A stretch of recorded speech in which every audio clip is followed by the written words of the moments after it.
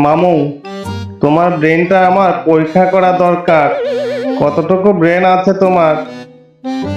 তুই এইটুকু পেয়েছি আর তুই কিনা করবি আমার ব্রেন পরীক্ষা? তোর নিজের কতটুকু আছে সেটা চিন্তা কর। আচ্ছা মামু, বলো তো, কি কথা বলতে পারে না তবে কথা বললে উত্তর দেয়? আরে, কেমন কথা?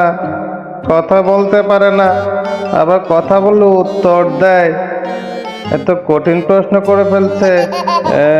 কি হতে পারে, কি হতে পারে? না, মাথায় তো আমার আসছে না। কিরে বাইগনা, কি আবল তাবল প্রশ্ন করা শুরু করেছিস? ভালো প্রশ্ন কর। এটা কোনো প্রশ্ন হলো? মামু, শুধু শুধু কথা ঘোরায়ও না।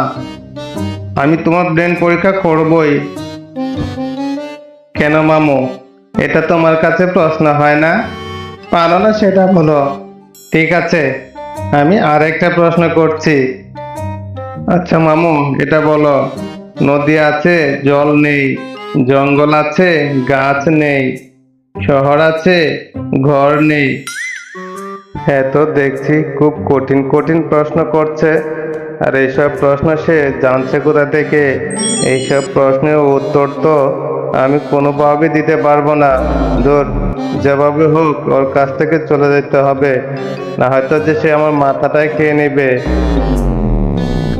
ভাগনা, এটা তো খুব সহজ প্রশ্ন করছিস, কিন্তু আমার যে খুব বাথরুম লাগছে।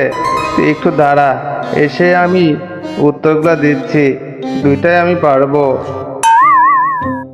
বুঝেছি, মামু পালিয়েছে, প্রশ্নের কোনো উত্তরে দিতে পারে না। মামুর মাথায় মাল কম। বন্ধুরা, যে দুইটা প্রশ্ন করেছি আপনারা যদি জানেন তাহলে অবশ্যই কমেন্টে জানাবেন।